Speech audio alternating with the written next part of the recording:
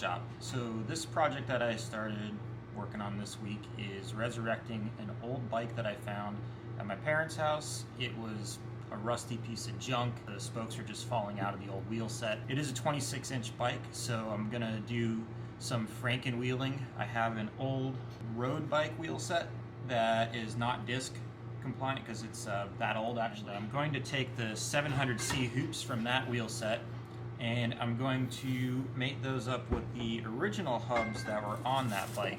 At first I thought these hubs were going to be shot. The bearings still actually feel good, but they are changeable bearings, so if the bearings are shot I can just change them. So I'm going to go ahead and use these hubs and build up the wheel set on the 700C hoops. Now the bike was a 26-inch bike, but I was able to go to my local bike shop. They had a bunch of wheels there just to see the biggest rim that I could possibly fit on the bike with a gravel size tire. So I think I'm going to shoot for a 700C rim, and I'm going to do a 38mm tire, and we'll see if that hits the frame. Of course, my goal is to buy as little new components as I possibly can. I already had to order some drop bars because I just didn't have any drop bars laying around. So I had to order those, and I had to order some road style shifters. So those will be coming on Tuesday.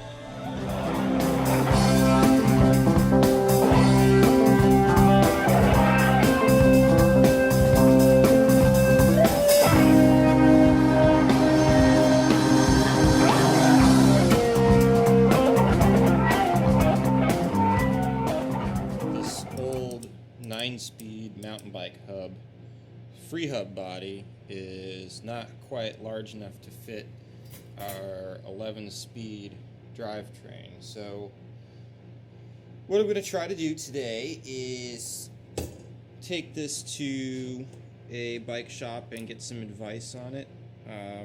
One of the things I think I might be able to do is have this shoulder machined off 2mm. Hopefully the cassette doesn't interfere with the spokes, because the spokes are going to be right there. The other option is I could always see if I could change the free hub body with a different one. I think I've gone too far down the road of 11 speed to change the drivetrain, but I think the worst case scenario would probably be to just change the whole hub if I have to. I'm going to hit the local bike shop today and see what they have to say, and maybe I'll be coming home with a hub, a new free hub body, or I'll be looking for a machine shop to machine that little shoulder off to see if that works. Well, here we are back in the basement, and all I could say is thanks to the fine folks at the local bike shop, Tom 10 Bikes, they were able to hook me up with an 11-speed cassette that is apparently compatible with the SRAM drivetrain, but this is a Shimano cassette. I don't know. We'll see what happens. I'm going to hook it up to the bike and get the chain strung up. I'm going to string it up with a 34-tooth chain ring, even though I want to eventually go to 42. So I didn't have to do any machining of the hub, didn't have to do any modification to the cassette. All I have to do is return the SRAM PG1170 cassette that was too wide to fit on my old 9-speed hub. So I'm going to get it up on the bike and see what it looks like. This is day 3 of the build. So here we have a pretty nice bike coming together. Starting to take shape today. I was able to get the drivetrain issue squared away at the bike shop. I got the bars on, the shifter brake levers, all my cables are ran. I got the brake calipers in place. The crankset has a 34 tooth on it, and I have the Shimano cassette with the SRAM 1x11 drivetrain setup. So I was a little concerned with the mixing of the brands, but I was assured by the tech at the bike shop that it would all work out. The biggest thing left is building the wheel set. I got the hubs all cleaned up and ready to go. This hub's already in the bike, so I can install the chain and get the drivetrain dialed in. And then I guess this weekend I'll try to get the wheels built up, and I think I'll have a rideable bike. Oh, and the bar tape. I gotta tape up the bars. They're still bare, but I could still ride it. At least do a test ride with it out without it taped.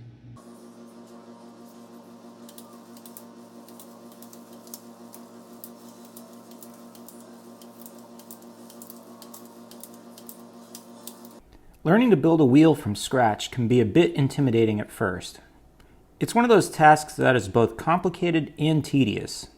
Lacing the wheel needs to be done meticulously and with the spokes in the correct pattern. If you make an error, you'll probably have to take out all the spokes and start over again. I only had to do this twice during the process of building the wheel set for this bike.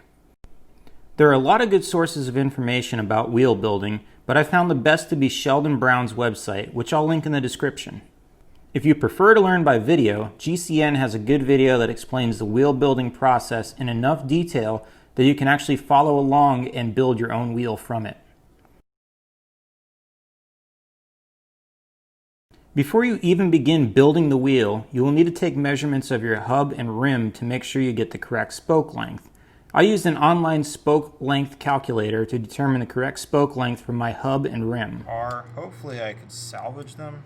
I'd really like to be able to reuse as much stuff. I'll include a link for that as well in the description. Once you have your hub, rim, spokes, and nipples, you can start lacing the wheel. For now, I'm not going to explain how this is done in detail, but if you visit the links in the description, you'll get a much more comprehensive explanation of how to lace a wheel properly.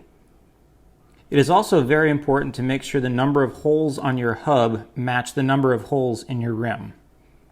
So I discovered a problem when I went to lace up the rear wheel.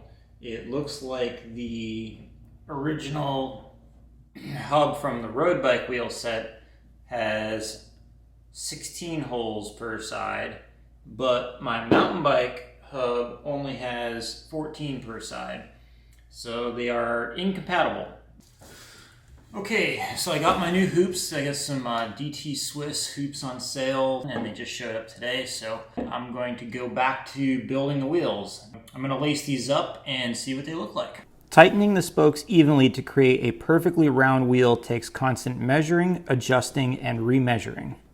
I always start by tightening all of the nipples until you can no longer see any of the threads on the spoke. Use your thumbnail to locate the end of the threads and turn the nipple with the screwdriver until it touches your thumbnail. You should be able to do this all the way around the wheel without feeling any tightness or resistance. Okay, so for the third time I finally built the front wheel up. Hopefully this is the last time I have to build it up with the new rims. I was able to reuse the spokes and the nipples and the hubs from the old bike. Just went through and kind of gave each spoke an even number of turns all the way around. And then I tried to center the hub the best I can so that when I go get it on the bike, it's not too far off, and I could hopefully fix it to within a millimeter or two by just kind of going around and giving each spoke a designated number of turns. So I'm going to put the front wheel down for now, and we're going to lace up the back wheel. So I did the spoke length calculation for the rear wheel, and I came up with two different numbers. The drive side spokes are going to be a little shorter than the brake side spokes.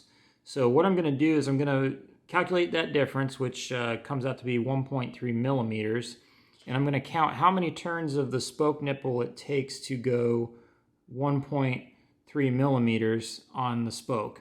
And then I'm going to go around and do all the drive side spokes that number of turns. So that means I should be starting off with the rim pretty much in the center if I keep even turns all the way around after that point. So that's 4 turns total to get the spoke nipple 1.3 millimeters along the spoke. Building this wheel set was probably the most difficult part of the entire build, but I also felt like I learned a lot by doing it myself. I encourage you to check out the wheel building resources linked in the description. Even if you never end up building your own wheel set, it will help demystify the whole process and maybe even come in handy if you need to replace a spoke or make a field repair to get yourself home.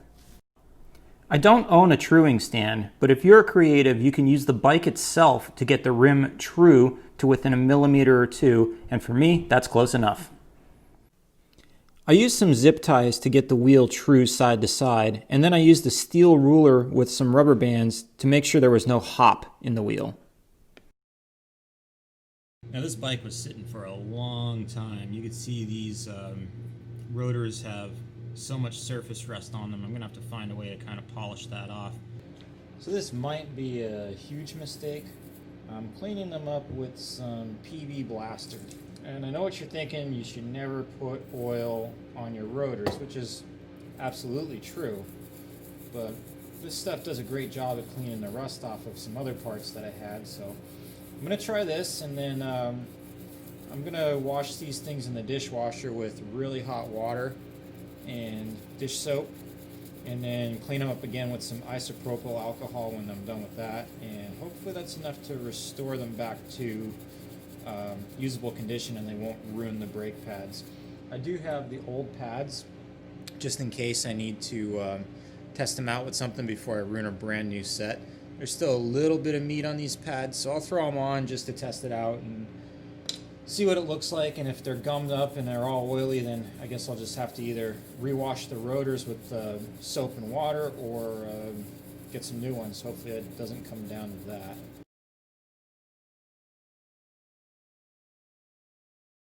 But there's still like a little bit of like pitting and scaling. So what I'm going to do is I'm going to run the wire brush over them with the drill first really quick, and we'll see what that does. That should clean things up pretty good.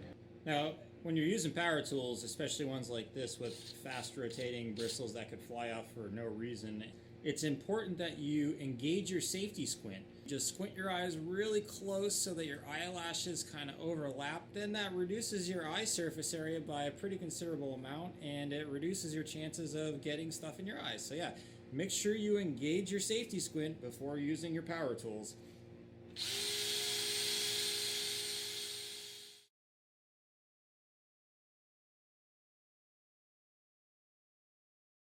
Is it a problem that they're there?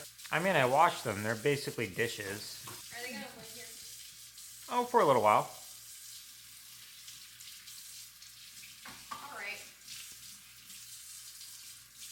I'll accept that. I'll allow it. Since this frame was built for 26-inch mountain bike wheels and tires, I had to make a slight modification to accommodate the new 700C gravel wheel set. I placed the mark where the tire would rub the frame and took the frame to a friend's garage. We used an oxyacetylene torch to heat the steel frame until it was pliable. Then I took a 2-inch diameter socket and a hammer and beat a round divot into the seat stay support. Now the rear wheel has adequate clearance for up to a 40mm tire. To cover up the burned paint from the frame modifications, I decided to paint a simple pattern with black spray paint. Nothing too fancy, but it should keep the rust at bay.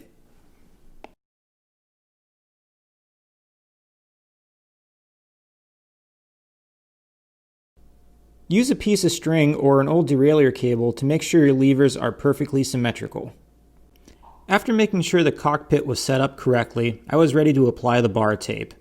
This is another first for me, but again, watching a few YouTube videos was all it took to gain the confidence to try it myself. I recommend the Park Tool video for bar taping, which I linked in the description.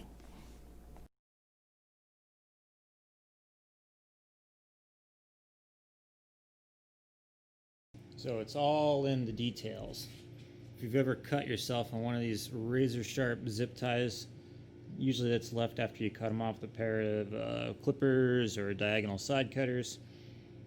So after you do that, what you should do to keep yourself from getting sliced is go back with a razor knife and cut it flush with the rest of the zip tie, just like that. So now there's no sharp edges and it looks pretty slick. And finally, Gary the Gravel Rat was ready for its first ride. After spending the last month piecing this bike together and spending about $600 on components, I was really happy with the performance. Now I have to admit this bike doesn't climb as good as my carbon fiber road bike. But the more compliant steel frame handles chunky downhills and single track a lot better than the carbon fiber road bike. After riding this bike for a year now, I think the only thing I might change is the tire size. I could use a slightly larger tire with some more air volume for the more chunky single track and routes. Other than that, I'm happy to think that I saved this bike from the dumpster or getting thrown out or given away, and turned it into something pretty valuable that I've gotten a lot of riding out of. I hope this video inspired and informed you enough to take a second look at that old bike collecting dust in the corner and reimagine what it could be and what you could learn by taking on a project like this. Happy riding!